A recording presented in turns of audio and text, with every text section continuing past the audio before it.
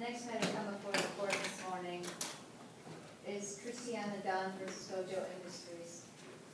I note that we are about 12 minutes ahead of schedule. Are we awaiting the arrival of anyone else before the oral argument this morning? Not on my side, Rob. Not on my side. Are we okay with then commencing them a little early? Sure. Absolutely. Both sides will have 15 minutes to argue. The appellant may reserve up to 5 minutes for rebuttal. If you're the appellant and wish to reserve any time, I'm keeping the clock this morning. I can let you know about passage of time. The court's read the briefs. We're ready to proceed to the new one.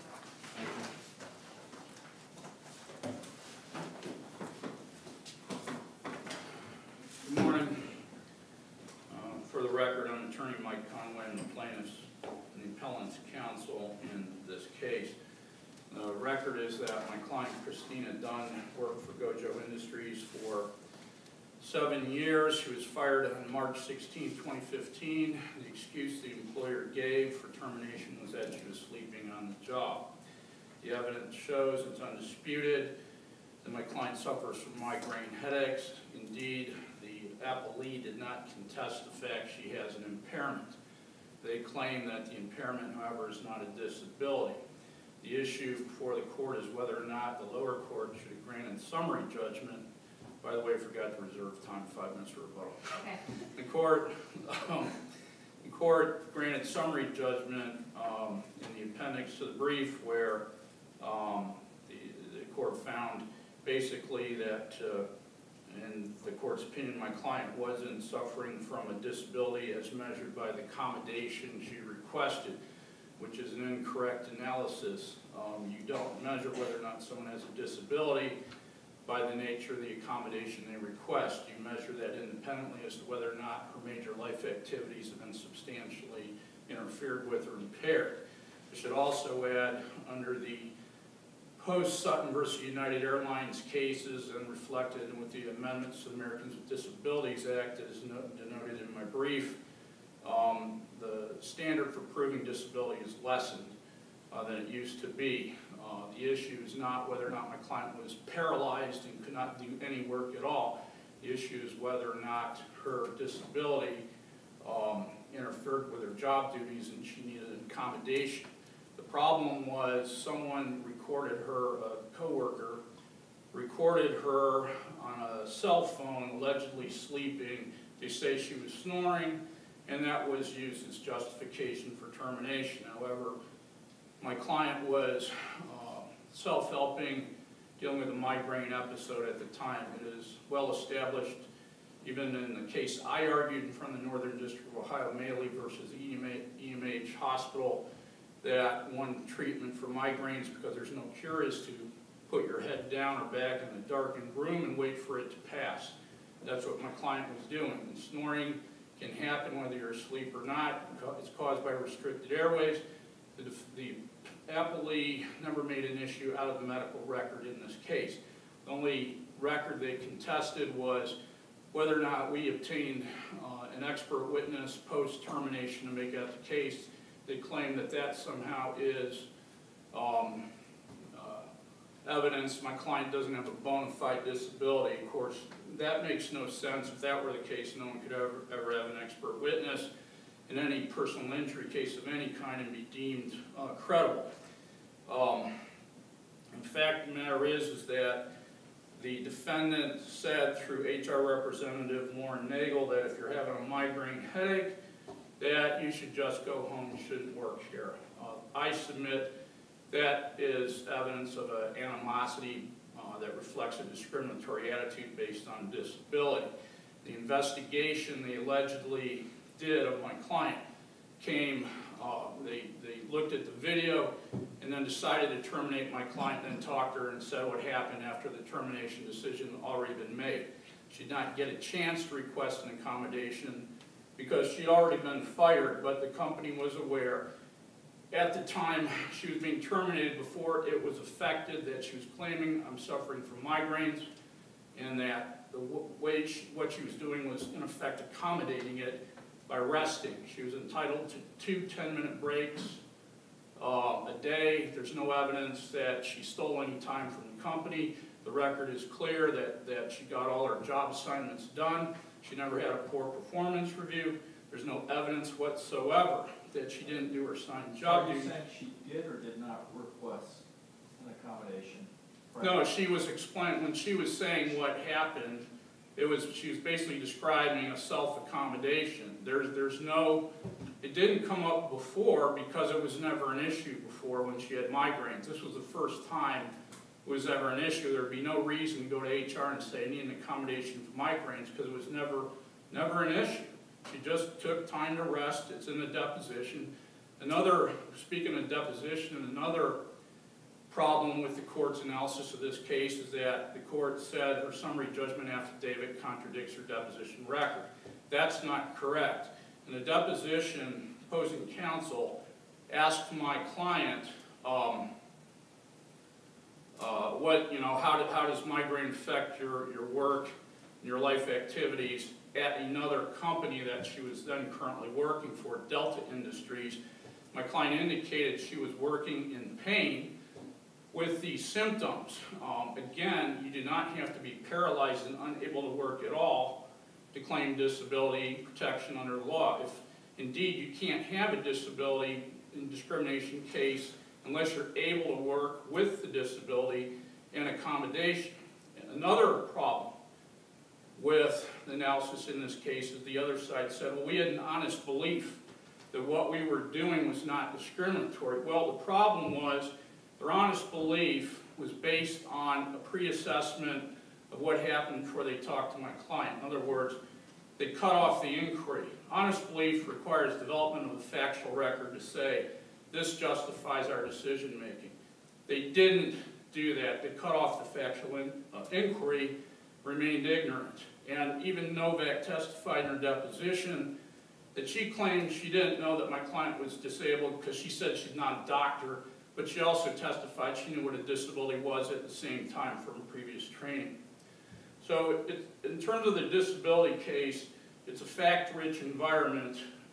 There's lots of disputes, and a reasonable juror could find that my client has an alternative explanation that's credible for the appearance of, quote, being sleeping on the job. This case is almost the same situation as in the Maley case.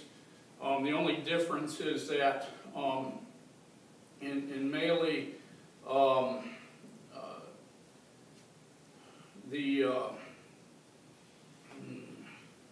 going so fast here, I can't remember what I was going to say. All right, well, anyway, it's in my brief. The fact of the matter is that in Maley's case, she too had worked at a hospital, and she had to close her eyes and put her head down and was accused of sleeping on the job. Wasn't there a specific request for an accommodation made in Maley? That's correct, but it was during a pre-termination dialogue going back and forth about what should we do about this, and the employer refused to accept the fact that she had migraines at all. And as a footnote to that case, when we did send her to an expert in that case, the expert found out that Ms. Maley had a brain tumor, and had we not filed that lawsuit, she would have died. They would have never discovered it. That's just a footnote. And I think she was treated for symptoms during the course of her employment. Well, the medical evidence here showed nothing, no treatment until after the termination. That's correct, but it doesn't take away from the fact that my client had migraines. The other side doesn't dispute it, and they never requested medical evidence. Was there any evidence that they knew about, that they knew she was suffering? Well, here's the thing, the records, even, Novak, the HR officer, went to my client's soon-to-be 28-year-old replacement, which goes to the age discrimination case, and asked her what kind of migraine problems my client has. Instead of asking my client for medical information, they avoided it. They did not want to get in that interactive discussion, because if they got in an interactive discussion, they would have had to accommodate the disability. They did everything in their power to avoid that discussion. They never contested the medical evidence. They never asked for any evidence. On appeal, they do not deny that she's got an impairment. They just say it's not legally sufficient to call it a disability. And the problem with that is, The next step is whether or not someone could decide it is a disability and whether or not she's owed an accommodation. And that's a question of fact for a jury to decide. There is no burden shifting in a failure to accommodate case. The other side says we have to discredit their excuse for termination. The law is that in a failure to accommodate case, the elements do not require burden shifting. You either had that conversation or you didn't. And the employee does not have to say magic words, I need an accommodation to trigger the employer's responsibility to check it out. They have to check it out. Because there are some ADA cases where the plaintiff, by the nature of the disability, cannot articulate the request for the accommodations. Any evidence will support that. And all the employer had to do was let my client explain herself, and if they still wanted to fire her and said she's sleeping on the job, it would be a much more difficult case for me. But here, what they did was they avoided that discussion. They didn't want to hear it. They didn't want to know about it. And Counselor, just now reaching into that 5 minutes. Okay, I just want one last thing, and I'll chip away at my rebuttal time by a minute here. The age discrimination case, they did not support the Rule 56C evidence related to age discrimination. They did not contest we have a prima facie. They just said we can't rebut their excuse sleeping on the job as grounds for termination. The problem with that is it's an apples and oranges analysis. And in their appellate brief, they took issue with one sentence where my client was asked why she thinks she's discriminated based on age. And she said, because I've been replaced by Lauren Nagel, who in fact, it's undisputed, was 28 years old. And they say that's not sufficient to make out the claim. That's just not true. Thank you.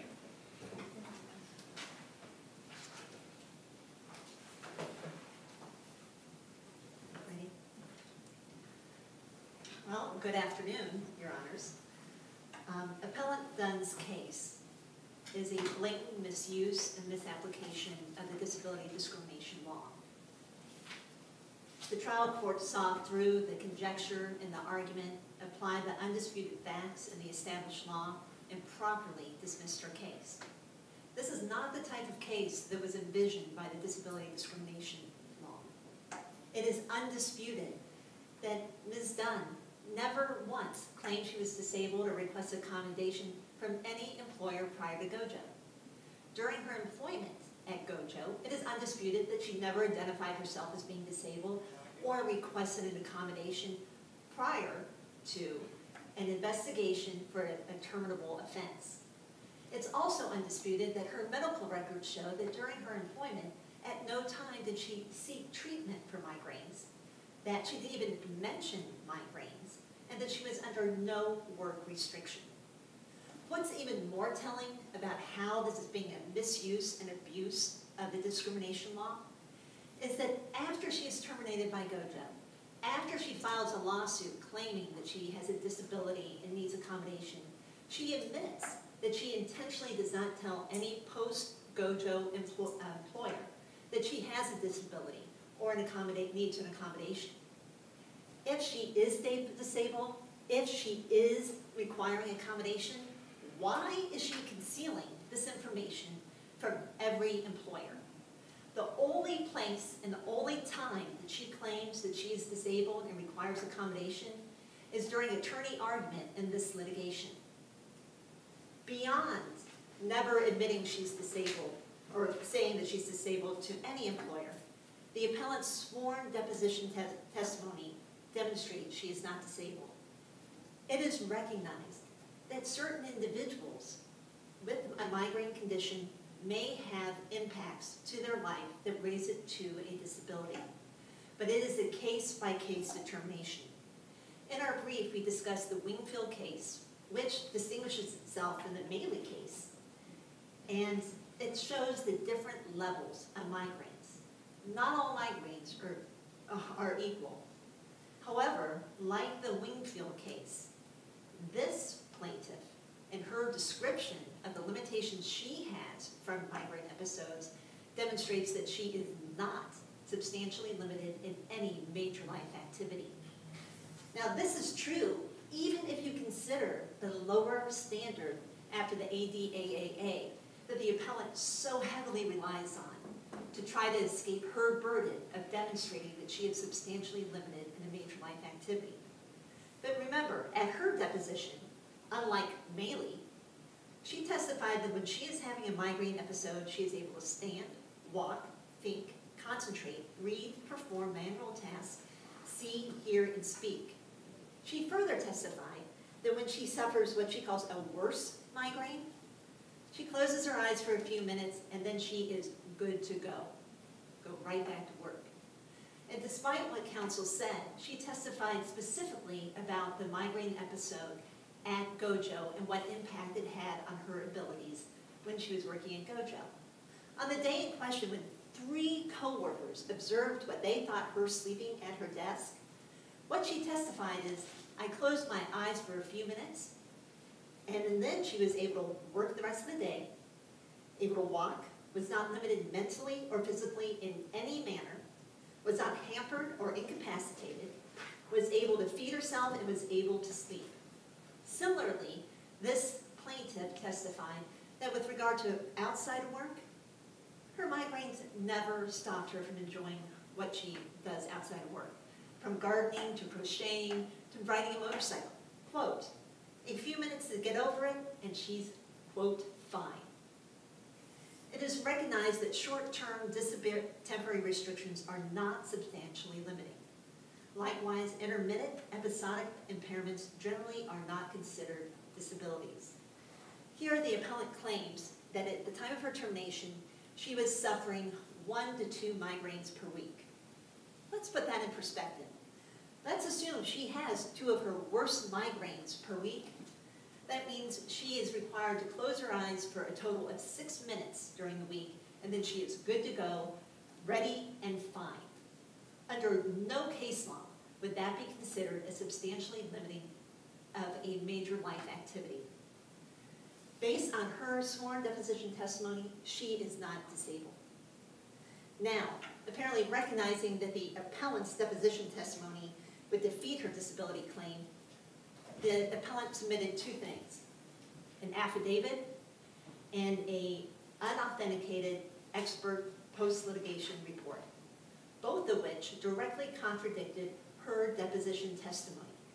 The trial court properly disregarded the affidavit because it contradicted what the plaintiff said under oath, trying to survive summary judgment. But likewise, the trial court appropriately said, look, this you hired an expert who wasn't even her treating physician to say that she has all these limitations that are directly contradictory to what she testified to. Not only does it directly contradict what she testified to, it's at odds with the authenticated medical records from her treating physician. The trial court appropriately disregarded this expert report because you can't hire an expert to assert the role of a court in looking at the testimony and applying it to the facts. Moreover, a plaintiff can't hire an expert to redo and replace the deposition testimony of the plaintiff. And that's exactly what they tried to do here. And the trial court appropriately disregarded that as evidence to defeat a motion for summary judgment. Nevertheless, even assuming you were to consider the plaintiff disabled, both her disability claim and her age claim fails because GOJO has offered a legitimate, non-discriminatory reason for the discharge. Courts repeatedly have held sleeping on the job is a legitimate, non-discriminatory reason for termination. GOJO also established that it had an honest belief in it for the reason that it terminated the appellant. And I say that because it's just not one video clip. There was a report of the appellant sleeping on the job. In the investigation, 3 co-workers signed written statements that they saw her appearing to sleep on the job, provided a photograph that appears to show that she is sleeping on the job, and 2 video clips where it appears she is sleeping on the job and snoring. Additionally, when the appellant was shown the videotape at her deposition, she admitted, yes, it appears that I'm sleeping. It was reasonable to assume that she was sleeping on the job. And when all of a sudden, and when she decides to wait to claim she has a disability until she's being investigated for a terminable offense, as many courts have said, that is too little, too late. And contrary to what opposing counsel has said, you don't get to wait. You don't get to put that in your hip pocket and pull it out. Oh, I'm about to be terminated, and guess what? I'm disabled. Now you have to reasonably accommodate me. Exact opposite is what the law is. The law is very clear. The EEOC guidance, the court cases, that look, reasonable accommodation is prospective. It is always prospective. If you decide to conceal the fact that you're disabled, if you decide to conceal the fact that you need accommodation, then guess what? Too little, too late. Didn't she offer her migraine explanation, though, when she was confronted with the appearance of being asleep? Isn't that when she said, no, I wasn't? I'm assuming she denied. She denied being asleep, and she made it, yes, Your Honor. Prior to termination. Well, the investigation had already begun that she was being sent home to get her sign. The distinction here, Your Honor, is that the law is very clear. If you look at the Parsons case, which is cited in the brief, that if you wait until the investigation is undergoing, what you're doing is offering an excuse. You're not requesting a reasonable accommodation. In fact, what should she have done then? When she's confronted with the fact that you were sleeping on the job, but she denies it, should she not have given that explanation? Oh, it's an explanation. She's allowed to explain it. But it's not a request for accommodation under the law. Or is And that the an issue of fact, whether or not that's a request for? I do not believe it is an issue of fact, Your Honor, because the law is very clear that it has to be specific, very specific as to what accommodation you need. And here, using the word migraine doesn't mean you have a disability. And if you look at the Parsons case, Your Honor, in that case, that individual who was being investigated for misconduct said the word sleep apnea. And the court, I believe, correctly found, wait a minute, you aren't trying to request reasonable accommodation. In fact, rejected the argument that he was trying to request reasonable accommodation. You're just trying to provide an excuse because the employee has a burden to provide the accommodation and give enough notice. The law is clear that an employer does not have to speculate as to whether there's a disability, the extent of a disability, and whether accommodation is necessary. I'll have to check the record here, but did she say I have migraines, I need a few minutes to close my eyes, and what's the record say on this? I believe she said I was suffering from a severe migraine and I was closing my eyes for a few minutes. Some words to those effects, Your Honor. But even assuming, Your Honor, that you accept, let's go 2 jobs. You say she's a disabled. You say that that statement in the investigation hearing was a request for accommodation. The claim still fails, if you want to go to the next level. Because the EEOC and the courts say very clearly that it only is prospective. Once, if you look at the Yarberry case, Your Honor, once you've started in that motion, you've engaged in the misconduct, as long as the misconduct is a terminable offense, the EEOC and the courts both say, you don't have to go any further. You don't have to investigate. You don't have to go into the interactive process. Now, arguably, let's say, GOJO did not have a, sleeping on the job is only a suspension. Let's argue that. But that's not what the record shows here. Here, when you sleep on the job, you're terminated. And we say all the records showing that. If she wanted to wait and conceal this to the very end, if the disciplinary action would have been suspension, she would have been suspended, and then, based on EEOC guidance and court cases, we would then engage in the interactive process. But if you go to Yarberry, if the misconduct is termination, it stops. The obligation of the employer stops. Doesn't that all assume that she was sleeping on the job and not just resting her eyes for? No, Your Honor. It's very clear from the cases as well that any employee can say, I wasn't sleeping. The case here is not whether she was in fact sleeping or not. The question is, did we, based on the evidence provided, 3 written statements, videotapes, and photo, did we have a good faith belief that she was sleeping? Every case that is cited in the brief The employee says, I wasn't sleeping, I was stretching my back. The courts have said a denial is not sufficient. It's not. Because otherwise you become a super personnel board. The question is, did we have a basis for making the decision? And here, with 3 witnesses, 2 video clips, and a photo, that is more than the other cases had that are in the brief. That would be the Liner case, the Monososo case, and the Bowie case. There, to satisfy that burden of good faith or honest belief, they relied on 1 picture or 1 witness statement or 2 witnesses. Did the witnesses in this case say she was sleeping or she appeared to be sleeping? No, that seems like it. Well, that's why the courts never go there. It's not a question, we don't have to prove she was sleeping. We just have to have a good faith belief that she appeared to be sleeping. And that is throughout the cases, Your Honor. That we don't have the burden of showing that she in fact was sleeping.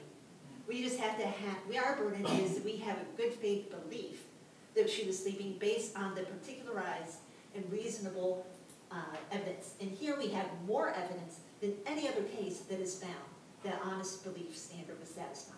Okay, thank you. You have about 40 seconds. Your Honors, I believe that the court went through the many different levels of this analysis. It's just not one prong. She wasn't disabled. That was grounds for termination. If you assume she was disabled, there's still another ground for termination. That's that there's no, that a legitimate non-discriminatory reason was presented. She did not present any evidence of pretext.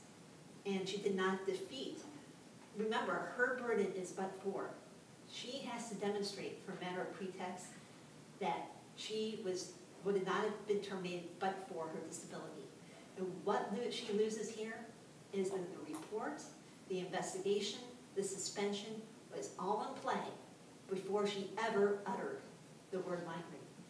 And once if she decided to wait, and this is, I guess, a cautionary tale to individuals, if you want accommodation, you go to your employer and you talk to them prospectively. You don't wait until you're being investigated for a terminable offense to try to claim the disability card. Counsel, thank you very much for your presentation this morning. My client, Kristinia Dunn, was not trying to conceal anything, and that theory is absurd. That would require a jury to believe that my client knew she was going to fall asleep in front of coworkers in an open office and try to get away with it when she even testified sleeping on the job as grounds for termination. That theory just doesn't wash as a matter of common sense. My client's statement was in Exhibit 1 to her affidavit regarding the accusation of sleeping at my desk on 3/13/2015. I was not sleeping. I was suffering from a severe migraine headache and admit to closing my eyes for several minutes in an attempt to ease the pain. It apparently helped because I was able to complete the day without any further issue. That's what my client said in her statement during their so-called investigation, which was not an investigation at all. It was basically, I saw the video and I'm firing you, what do you have to say about it? That was their investigation. Secondly, with respect to the good faith or the honest belief rule, they're not citing it correctly. The correct statement is in a case, Smith versus Chrysler Corp., 155 Federal 3rd 799 806-07 6th Circuit 1998. The court stated, in order for an employer's proffered non-discriminatory basis for its employment action to be considered honestly held, the employer must be able to establish its reasonable reliance on particularized facts that were before it at the time the decision was made. If the employee is unable to produce, strike that, if the employer is unable to produce such evidence to support its employment action, then the honest belief rule does not apply. Even if the employer is able to make such a showing, protection afforded by the rule is not automatic. Once the employer is able to point to particularized facts that motivated its decision, the employee has the opportunity to produce proof to the contrary. If the employer made an error too obvious to be unintentional, perhaps they had unlawful motive for doing so. That's what the Sixth Circuit said. honest belief is inherently a question of fact. With respect to the expert witness report, that was a supplement to my client's affidavit to back up the fact that she had migraines, which again, the appellee doesn't dispute. They say in their brief, we don't dispute she had impairment. They're just saying it didn't rise to the legal definition of a disability. Again, that's inherently a fact issue for trial. They say that, well, it's an intermittent condition and therefore can't be a disability. That's just wrong. People have diabetes all day long and they take insulins and they're never disabled from doing their job at work. But they're disabled within the eyes of the Americans with Disabilities Act if an employer says you can't work here because you got diabetes, in spite of the fact they work there all day long with the condition. So that's not the test. The issue is discrimination.